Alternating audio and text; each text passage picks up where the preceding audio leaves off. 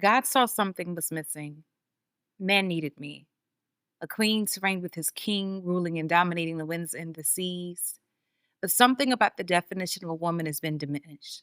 Something about the definition of a woman has been lowered than a peasant, that you want me to be docile and inferior and answer to names that my father did not bestow on me. You want me to bend to ways that I am meant to train. You want me to lock in the potential inside of me to be great.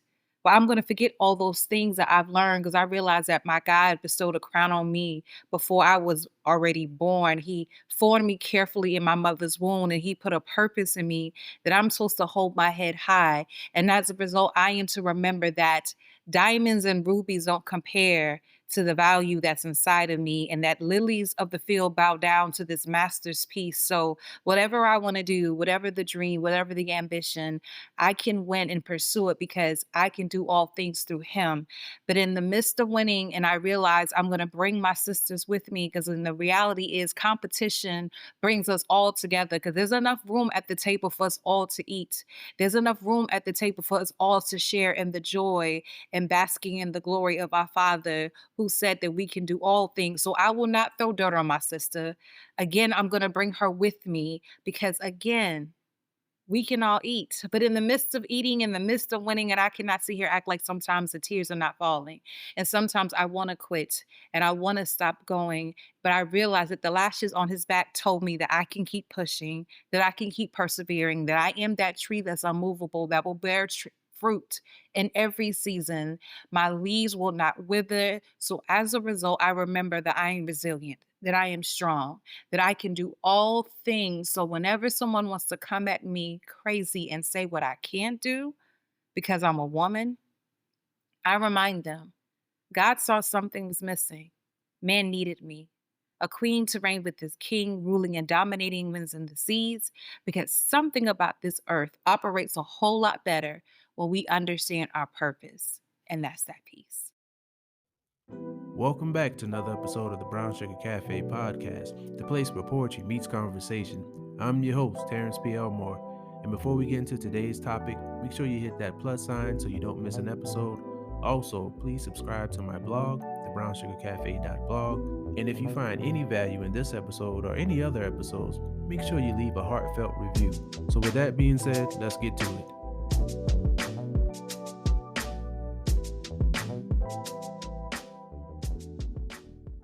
Ooh, okay. Go ahead and introduce yourself.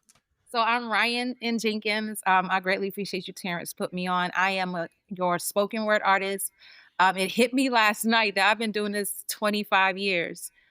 Started doing spoken word when I was 20 years old at Winthrop University, and been writing poetry since I was 11.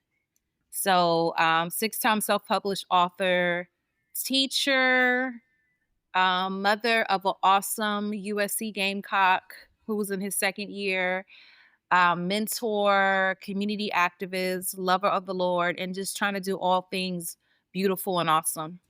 Thank you for joining the show. Thank you for that opening piece. What was the inspiration behind that? That is a very good question.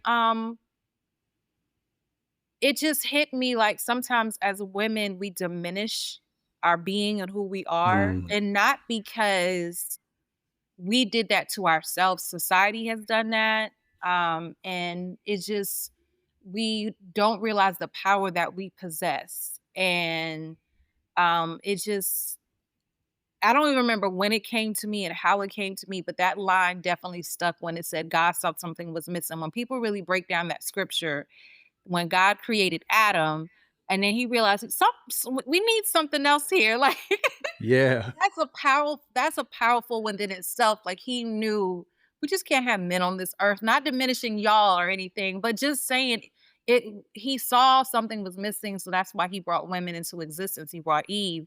So the really remind us of our power, and just that we were always meant to coexist together and to rule together and to dominate together. It's not one dominating over the other, but us coexisting together in our purpose.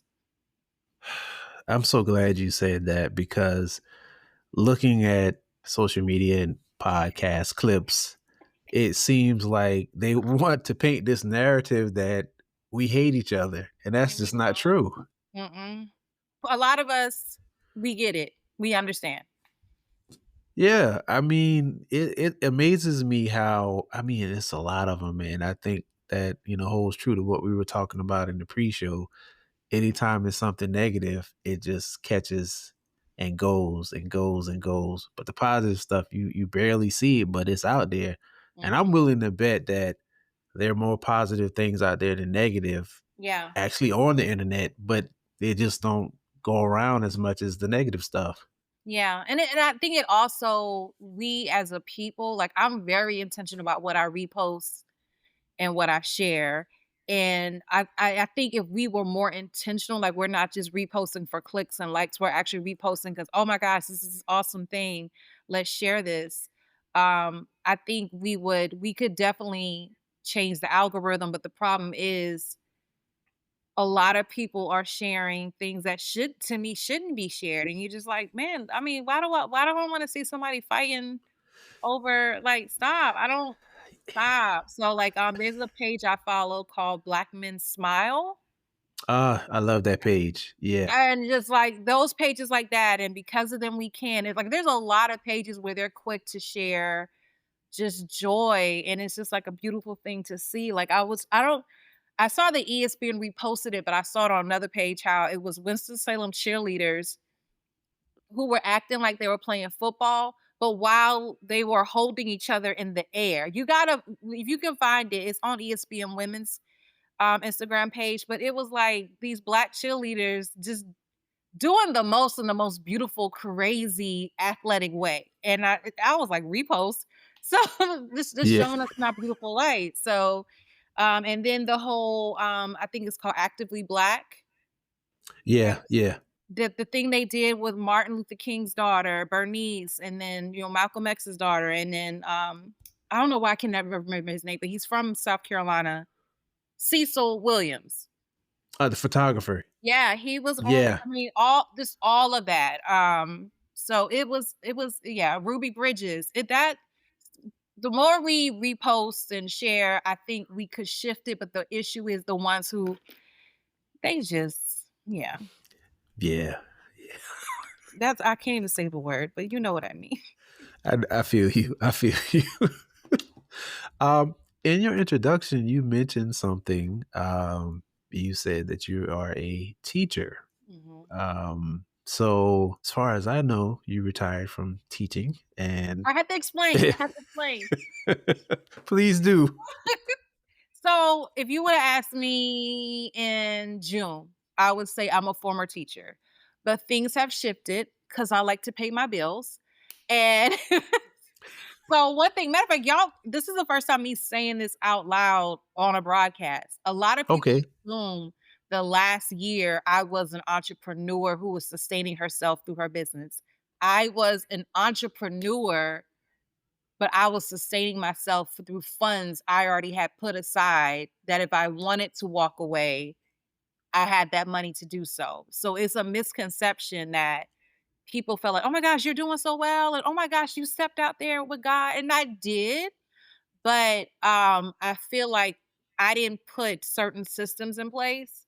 So, Mm, I'm actually in the process of I've already reapplied back to the district I was working in 2 years ago, and, well, I feel like it was 2 years ago, but either way, I'll be working in a particular. We are still waiting for them to finalize it, but I have a job, we just can't make it official yet because they have to go through some logistics, but yeah, I'll be back in my old school district working, educating, and at the same time, I'm also still gonna be working on my writing career and publishing and consulting and whatnot, but it's like and that's a testament to our business owners out there. Sometimes you don't it's okay that you got to work your passion, even though education is still my passion. Don't negate. It's not just a job for me, but oh, sometimes I you know. got to Yeah. work. Yeah. Pretty much that Tabitha Brown comment that went viral. Sometimes you got to get a job and do what you got to do until you can do what you would like to do full time. So it worked out for me personally. Like I tell people all the time, because when some people will congratulate me, like, "Oh, you got out." I was never that teacher. No, let me not lie. At one point, I did want to quit. several times I wanted to quit because education is hard, but I did last 20 years. And Yeah. genuinely, when the idea came to me, like, okay, why don't we leave the classroom for the year to focus on writing? It was like, oh, you should leave my benefits? Like, well, I don't understand. And then I did it. And but at the same time, it got to a point where I had to be realistic with myself about financially where I'm trying to go. And right now, let's just do this while doing this. And I believe I do have the capacity to do both. And I can understand that. I applaud you for even stepping out on faith and making that happen for the time that you did. And I mean, I've seen you interact with some of your former students, and I can tell you've poured a lot of value into your students. And I remember the first time you said that you were a teacher for 20 years. I'm like, 20 years? Are you serious? And I started thinking about, I'm like, "Yeah, I guess the math does add up." Mhm. So what was that experience like leaving the classroom? It was a huge emotional shift for me because not only did I step away from the classroom, my son went to college. So there was this huge void. I'm also the teacher was also known for doing team too much. I went to the games, I went to the plays. I had kids who would invite me, "Can you come to my church and watch me play?" I did all that. I did all that. So as much as I love my son and we did our things together, he knew I was a mom, a teacher mom, you know? So, like, I remember one time he was hating on me because I had this bag of candy and I wouldn't let him have any. I was like, "This is for my students. You can't dip in the candy." What you what? And I was like, "You just mad because your teacher don't buy you candy like this. So don't do that." So it was a huge void for me. Someone even encouraged me to say, "Ryan, technically what you did was a sabbatical. I know you didn't receive it that Mhm. way, but that Yeah. was a sabbatical for you because from the lesson planning to the going, and especially high school, a lot of people underestimate the level of activities high school kids do versus middle school kids. Middle school, you may have 2 sports per season. High school, you may have 5. And I would have kids in sometimes almost every sport. And I didn't go to every game, but I try to go at least 1 game per season. Add that with the plays, add that with the performances. I did there was plenty of times I came home late. Not every night, but at least once every other week, late and whatnot. So it was a huge void and I missed it dearly, but it was like I still was trying to figure out what I was trying to do in that space during that time. What made you want to become a teacher? I know growing up, I've had some teachers that were very inspiring, had some teachers that weren't. I was actually in teacher cadets when I was in Really? high school. Yeah, yeah. Thought about teaching, but I don't think I really had that push like I would have if I had Mhm. had a black male teacher. I didn't have any until college. So I Mhm. think that might have made a difference as far as representation. But what, sparked that interest for you? What made you want to become a teacher? I'll be honest with you, I didn't want to. I did not. I did not. Matter of fact, my mom is a teacher. I think she did over 30 years in education. And I'm never forgetting when she said, "You should be a teacher." I said, "Why? No, like this is I watch because my mom, like, when people get to know me and see what I do and how I do it, they're quick to say, "Oh my gosh, you're your mom. You're just like your mom."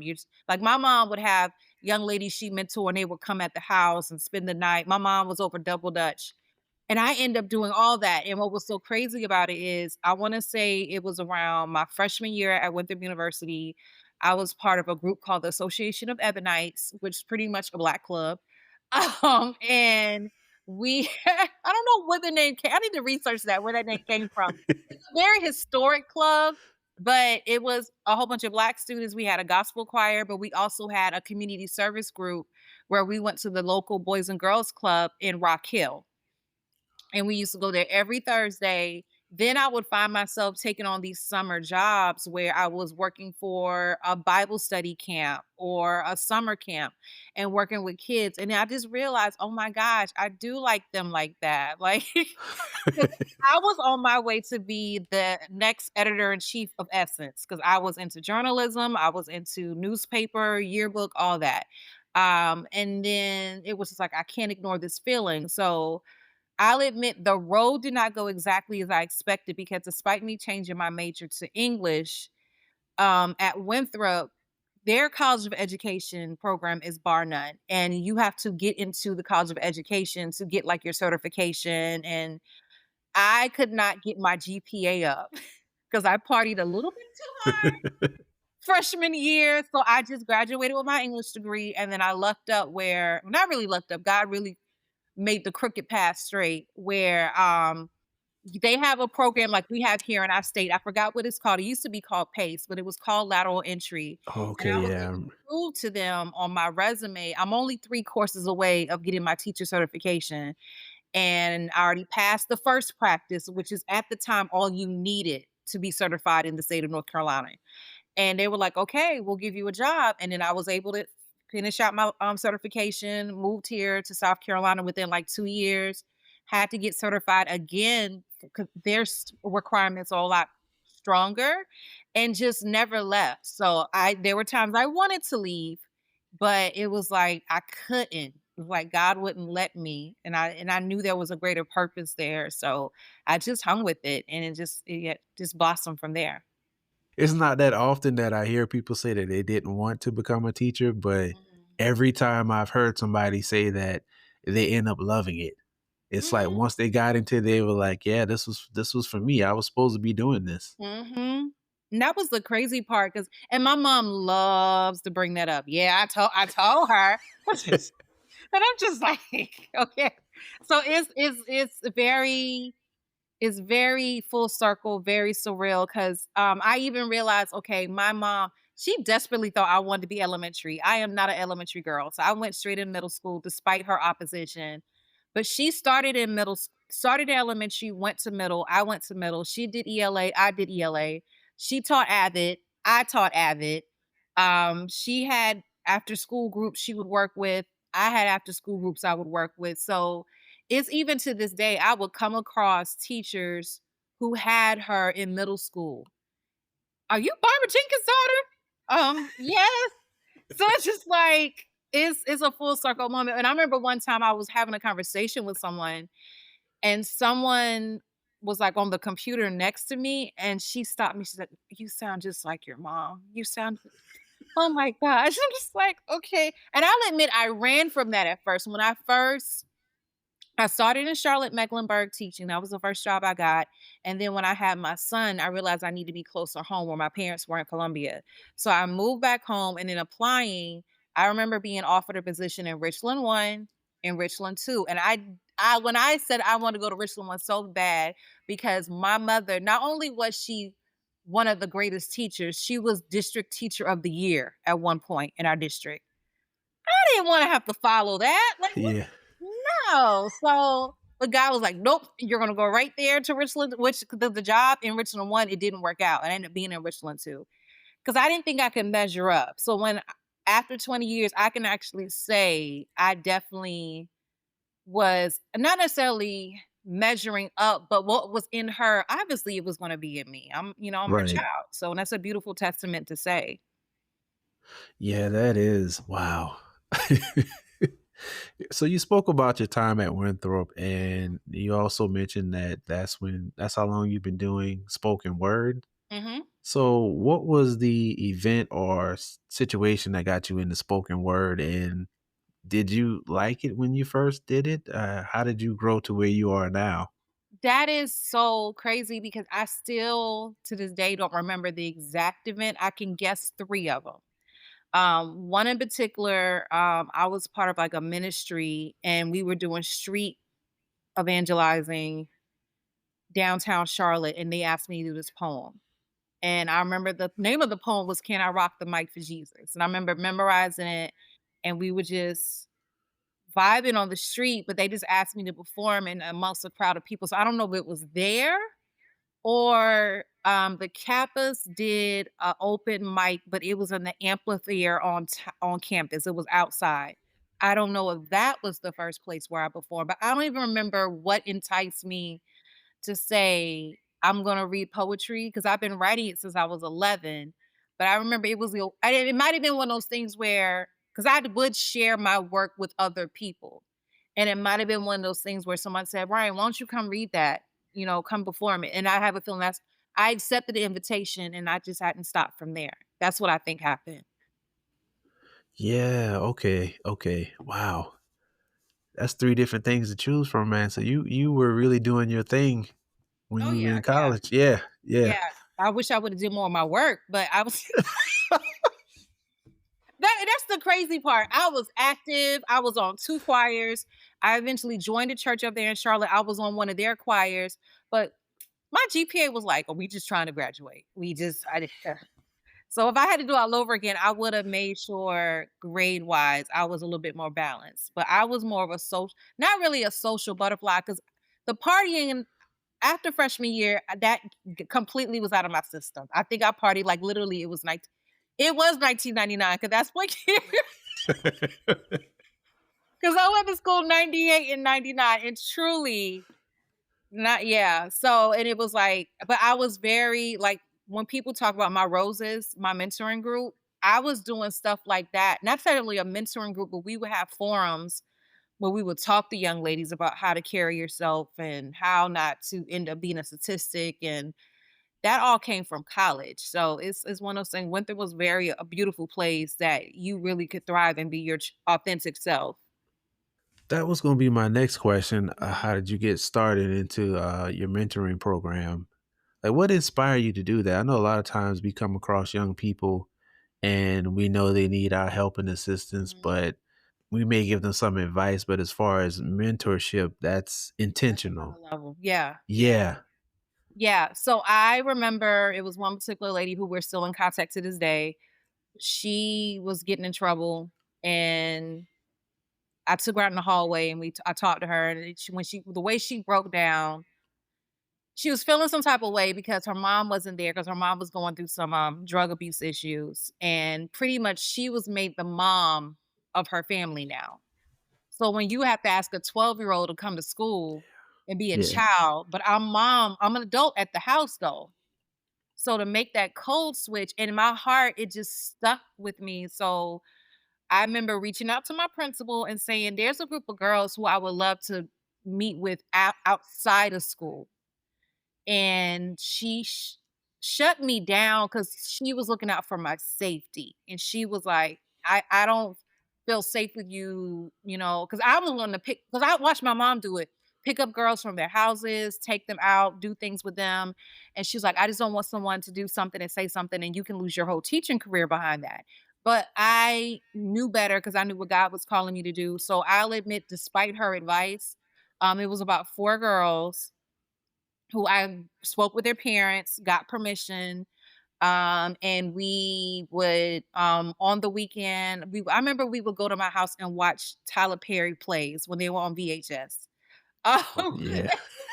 VHS on DVD, and then, sometimes I would cook for them, sometimes I would take them out to eat, but just talk to them, just girl talk, and then that grew to us developing a program at the school called Roses, which stands for Respecting Ourselves and Each Other Through Sisterhood, where I know we had close to 50 girls who they just wanted a place to be themselves and to learn and to grow. And I had already built that type of relationship with my students.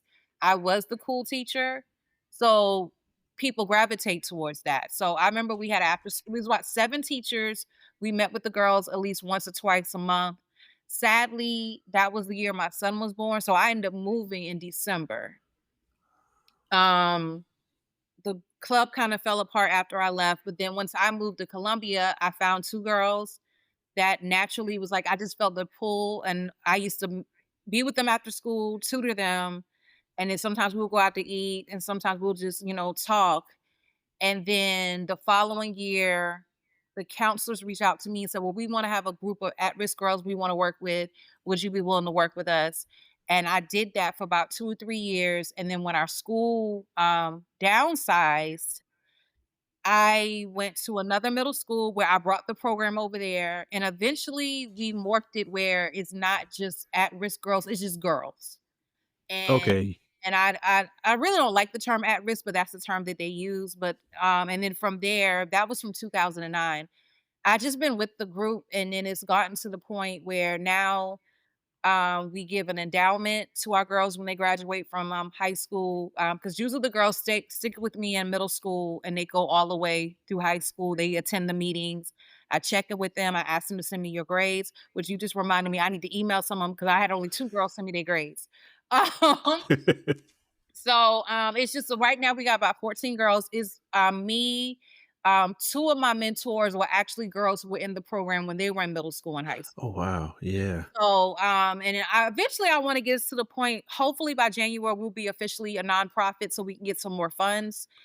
Because we're no longer under like a school umbrella where we can pull funding and whatnot. So trying to get to a place where we were, because where we were before, when we were under the school umbrella, you had access to transportation, and then you could do fundraisers, and people were willing to give because they realized you were connected to a school, you at the school Right. paper and whatnot. We did college tours, we went to plays, we've been to Savannah, we've been to Atlanta, Charleston. We had numerous guest speakers come in, speak to the girls. So it's just a matter of basically mirroring my mother's heart, who you want to see girls be their best selves. And I understand the power of the village. And I tell my parents all the time, I'm just trying to reinforce what you're teaching, and just be that voice of reason. Because the reality is, teenage girls, because I was one of them, I felt like my mom was trying to ruin my life. And the reality is, she was just looking out for me. But it's like you Yes. hear it from somebody else for some reason, even though they're saying the exact same thing, it sounds different. And that's all I'm doing. Yeah, but the things that they were trying to protect us from when we were growing up that we just had to find out on our own. It's just like if we I know I had a lot of moments like if I had just listened, but no, I had to find out the hard way. I was just talking about that the other day because there was this club here in Columbia called 112, and I I was remember that. adamant. I was adamant I had to go, and my mama was like, "What?"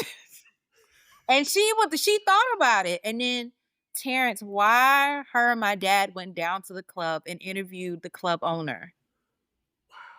And then the club owner told my dad, "If you wanna come, you can come to the club." And I was like, "My daughter's not going to a club with a 45-year-old man could go." Exactly. They were like, "No, you don't need to go." Now, did I go anyway? Yes. But but when I look back on it, I shouldn't have been there. When you look at there were grown men in there were teenagers, and that was not people were drinking. That was not no, that was not the business at all. So it's just like, Yeah. and we forget sometimes as teenagers, our parents were teenagers. Yeah. So they know, and we just think they're just trying to ruin our life. No, they saw some stuff. So Yeah, yeah. So it's not many things, but a few things that I was like, I wish I had listened. For the most part, mhm. I kind of was like, yeah, you might be on to something. Yeah. So I'm Yeah. a, I'm a, I'm gonna sit this one out. Yeah. You have a lot going on. You've been doing a lot. You were a teacher, one of those teachers who was involved with their students, their after school activities. When did you find time to write these books? Um, that's a very good question. I mean, I did never had a problem writing poetry. That came naturally. But as far as writing, and I'll admit the poetry book should have really been released since like 2000, but I was scared. And Mm, money was a huge issue for me. And I really, even though when I look at it, she was only charging me $500 to publish the book. And I was scared of that because that was a lot of money to me back then. yeah, And when I think about it, my half of my rent was like 3 something because I had a roommate. So $500, that's yeah, so um so I just kept writing, and finally during the pandemic, which was around 2021, I was like, just put the book out there. So I put it together. The novel, I'll admit, took a whole lot longer only because I was just trying to find an editor, and it just like things kept falling apart. Like I would start with the editor and then something would happen where we couldn't, and it wasn't really intentional. It's just the timing of it. It just wasn't working. So I finally found an editor where it worked, and I really feel like part of this time of me taking time out of teaching kind of gave me time to refocus on my writing, And now it's to the point I can't stop because hopefully by the end of this year I will be releasing book number 7. But it's like one of those things where you just really have to take the time where you can. And hopefully with this new position, not hopefully, I've been told over and over with this new position that I'm taking, even though I'm teaching, is not going to require as much as my previous job. So I definitely will have more than enough time to devote to not only just writing, but helping other people write and helping other people publish. So is you have to be very intentional. I do believe I could have released a whole lot more, but when you're grading papers or with the mentoring, I'm also involved in my church. Writing kind of got I get to it when I get to it. But I know now that I've been away, I have to be very intentional with my time. So, man, 6 books. I'm sure you have a lot of advice Yeah. for anybody who's interested in publishing a book. You Mhm. sure you've learned some things? Mhm.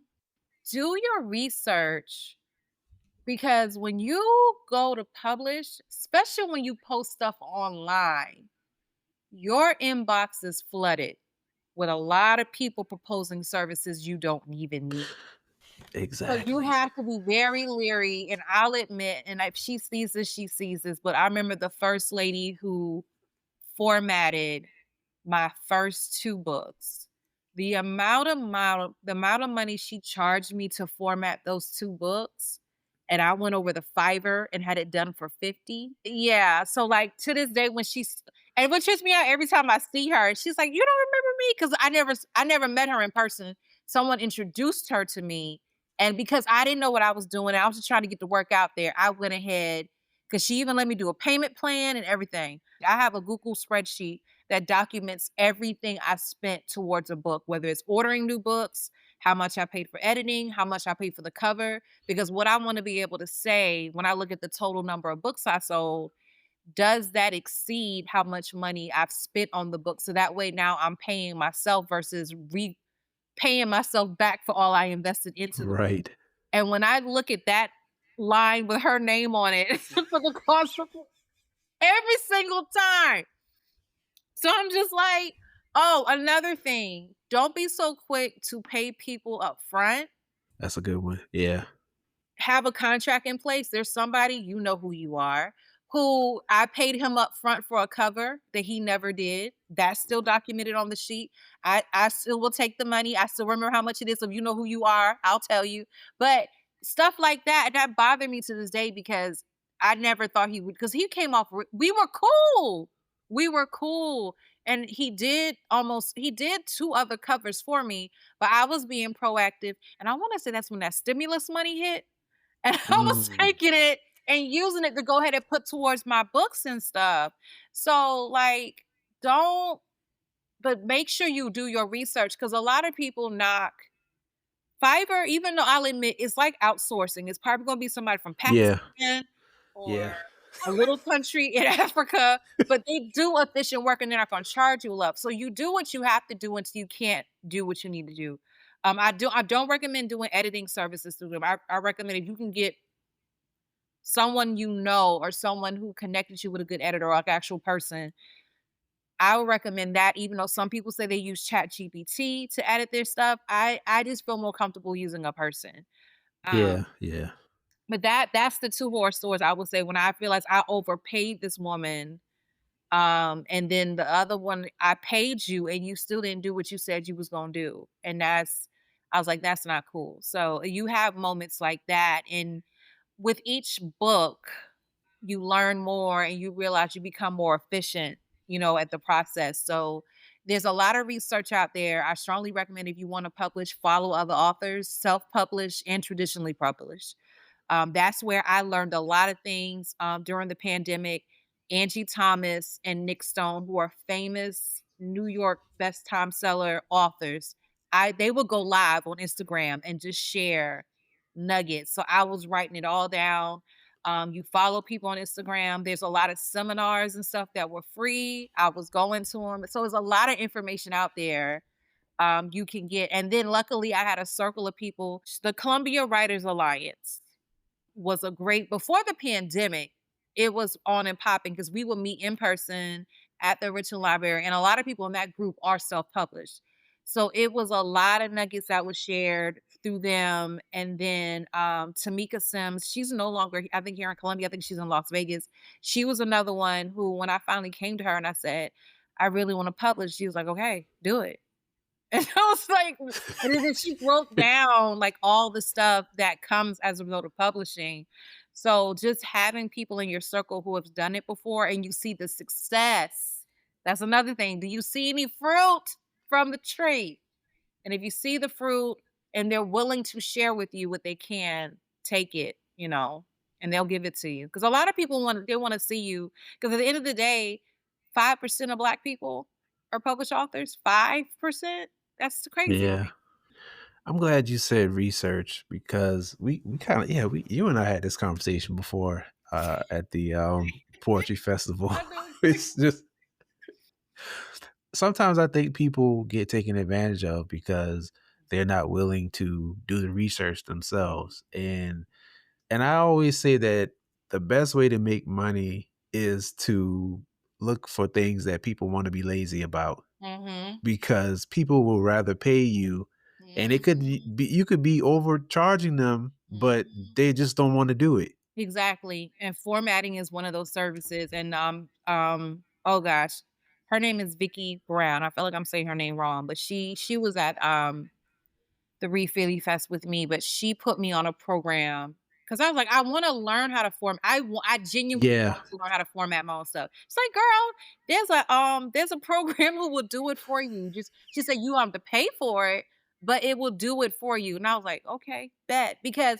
also when you're an author, a lot of people don't speak about this. If you're an author, go ahead and get yourself a LLC and get yourself a business license because a lot of these things is you're paying for to put out your book tax write-offs. So Yep. like anything that I did for my book, I put it on a sheet. And then like even I was able to declare my home as a home business because I write my books in my house. So a portion of what I paid in my mortgage, I wrote down my light bill, my internet, all that was a tax write-off.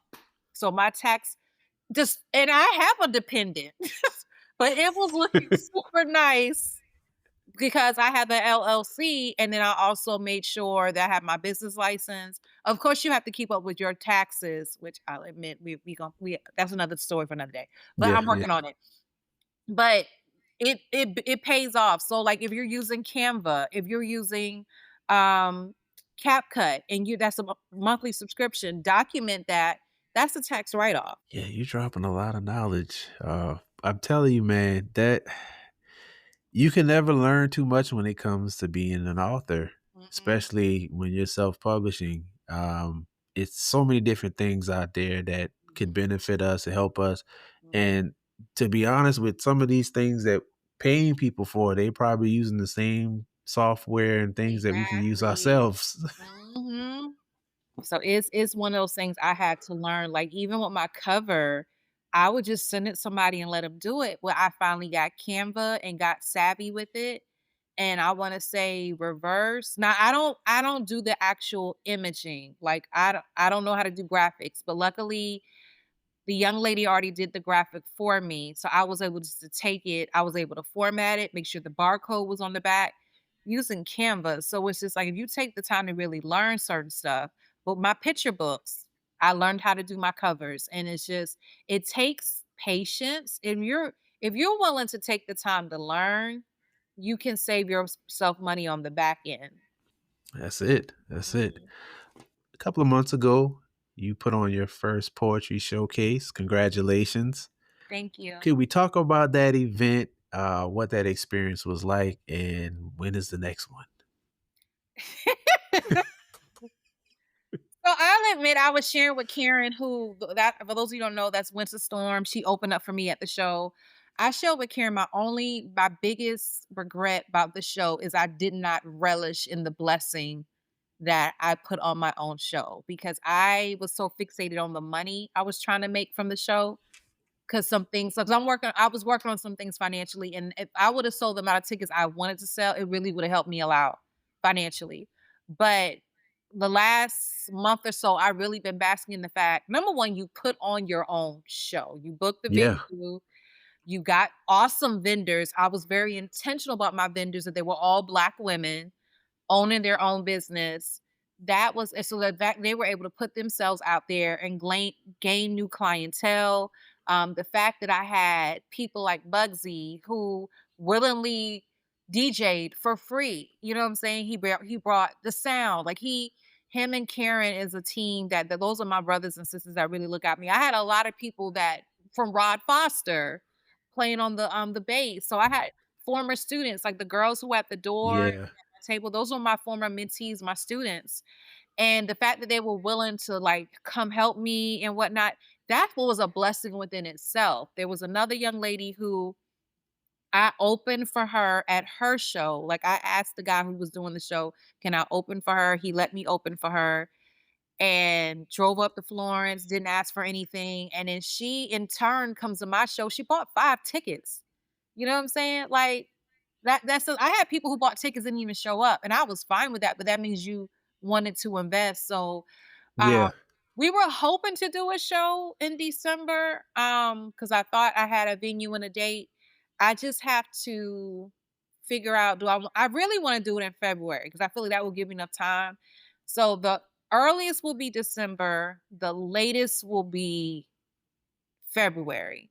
And I don't know where yet because I'm still learning venues. And that's another thing. Like stop complaining when y'all have to pay to go places.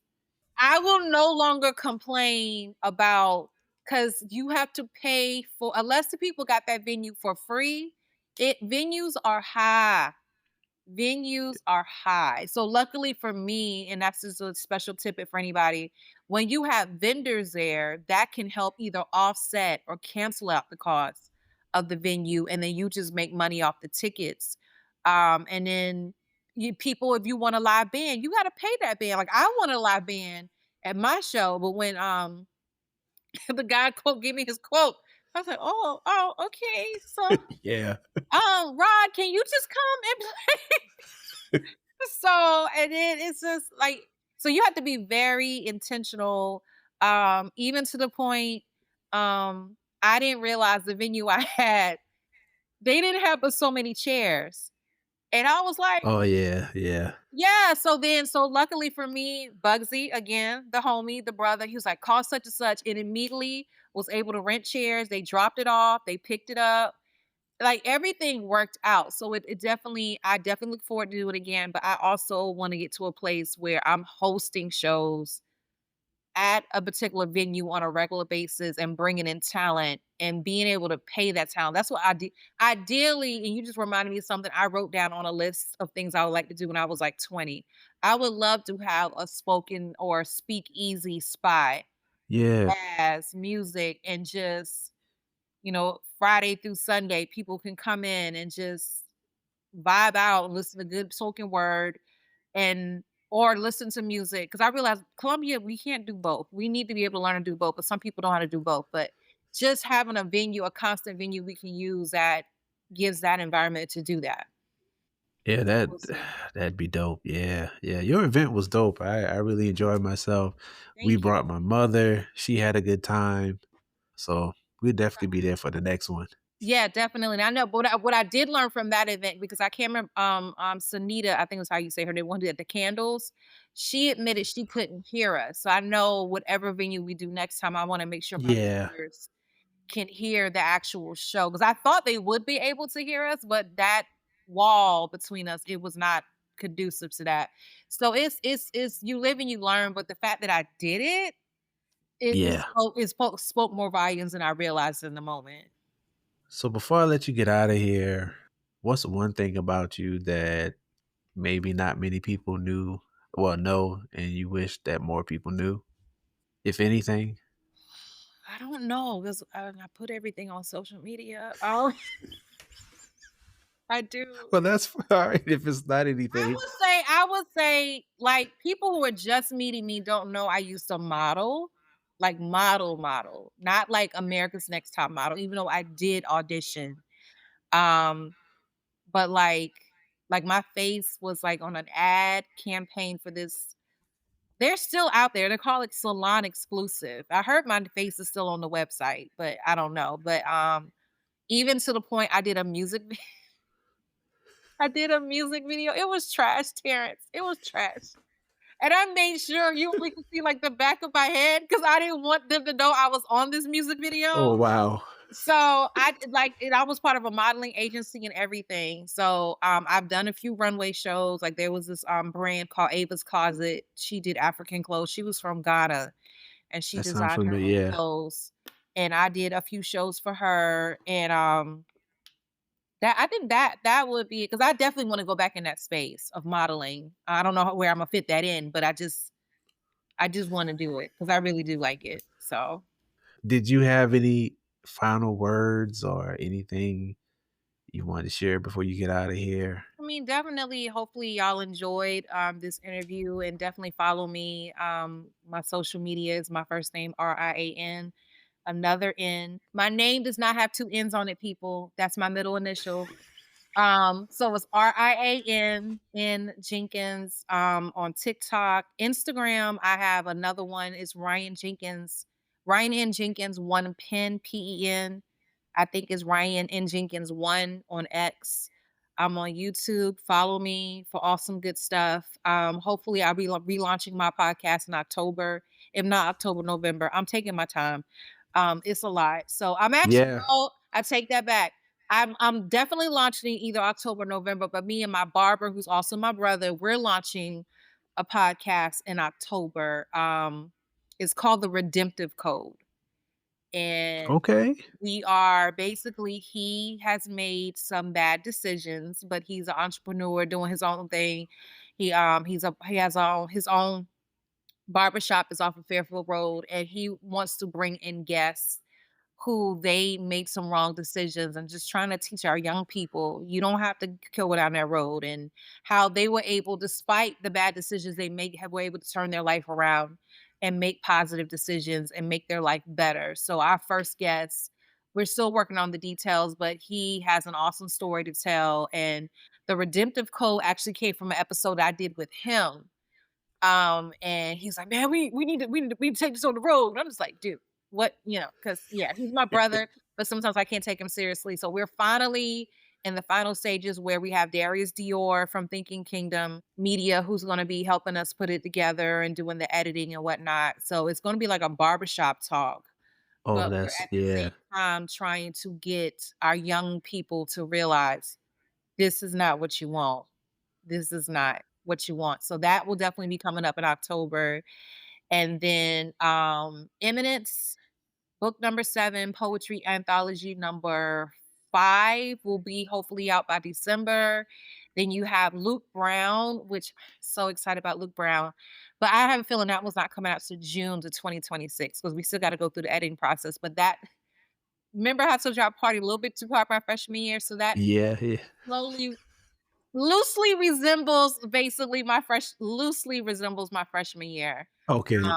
It's a love story, but it's also a coming of age story where this child just Ava goes to school and just forgets why she's in school. Like, "You're not here. What? I need you to focus on work." And she focused on this man who they call Nasty Nate, and she was exactly. "What, Ava? What are we doing?" So Ava was like, "No, I love him and he loves me and I can make him do right." But then she meets Luke, who she can't seem to shake him off. Like he keeps popping up in places and her attention is diverted and she doesn't know what she wants to do with that. So I'm really excited about that one. Like both of those books, Eminence and Luke Brown, is on pre-order now Okay. on my website. So definitely check out my website and you'll see what's going on. And it's this is we're just trying to go. I know I have shows coming up, but I can't tell you off the top of my head when and where.